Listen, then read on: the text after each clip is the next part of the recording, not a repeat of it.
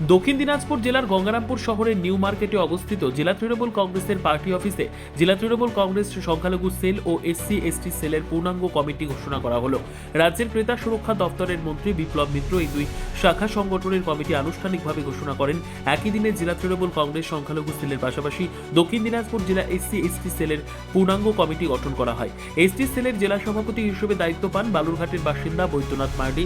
অন্যদিকে সংখ্যালঘু সেলের জেলা সভাপতি হিসেবে রয়েছেন মাহবুব রহমান সরকার। অনুষ্ঠানে উপস্থিত ছিলেন জেলা তৃণমূল কংগ্রেসের একাধিক শীর্ষ নেতৃত্ব। তাদের মধ্যে উল্লেখযোগ্য জেলা পরিষদের সভাধিপতি চিন্তামণি ভিয়া, তৃণমূল নেতা শঙ্কর সরকার, উজ্জ্বল বসাক, তপনের তৃণমূল নেতা সুব্রত ধর, মোজাম্মেল হক সহ আরও অন্যান্য নেতাকর্মী। কমিটি ঘোষণার পর মন্ত্রী বিপ্লব মিত্র বলেন, কমিটিতে মহিলাদের সংখ্যা তুলনামূলকভাবে কম রয়েছে।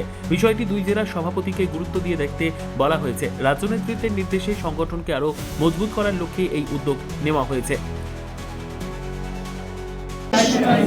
সংখ্যালঘু তৃণমূল কংগ্রেসের যে কমিটি আছে, শাখা সংগঠন আমাদের এক অত্যন্ত গুরুত্বপূর্ণ সংগঠন। সেই সংগঠনের আমাদের যিনি সভাপতি দক্ষিণ দিনাজপুর জেলার এই সংখ্যালঘু সম্প্রদায় ইউনিটের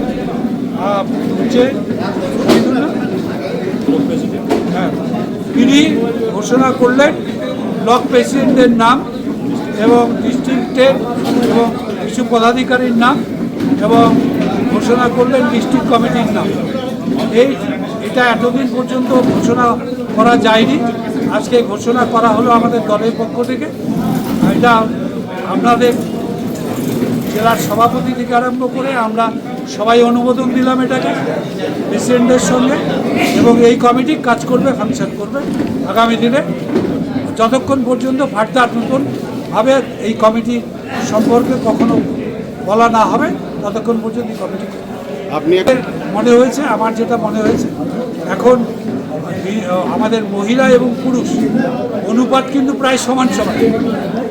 কোনো জায়গাতে 1% মহিলা বেশি আছে, কোথাও হয়তো তোমার পুরুষ বেশি আছে কোনো জায়গায়, অর্থাৎ প্লাস মাইনাস করলে প্রায় সমসংখ্যক। সুতরাং মহিলাদের বাদ দিয়ে এখন আর কোনো সংগঠন চলতে পারবে না। সুতরাং আমাদের দল পার্লামেন্টে যে প্রতিনিধিত্ব পাঠাচ্ছে তাতেও দেখা যাচ্ছে মহিলাদের সংখ্যা কত বেড়ে গেছে। মোর দ্যান 30%, আমাদের প্রায় 40% আমরা পাঠিয়েছি অলরেডি লোকসভায়, আমাদের বিধানসভাতেও তাই। সুতরাং ধীরে ধীরে এটা হয়তো 50%ই যাবে। সেই জায়গাটাতে একটা সংগঠন তাদের কিছু যদি মুসলিম মহিলাদের দায়িত্ব দেওয়া হতো, কারণ সবাই এখন মেয়েরা BA পাস MA পাস করে ডক্টরেট করে তারা আমাদের সমাজ ব্যবস্থাতে বিভিন্নভাবে অফিসার হিসাবেও কাজ করছে। সুতরাং আমাদের এই সংগঠনে যদি মহিলা কয়েকজন থাকতো তাহলে আরও বেশি ভালো হতো। আমি জেলা সংখ্যালঘু সেলের পূর্ণাঙ্গ জেলা কমিটি ঘোষণা করা এবং ব্লক প্রেসিডেন্টের নাম ঘোষণা করা হয়েছে।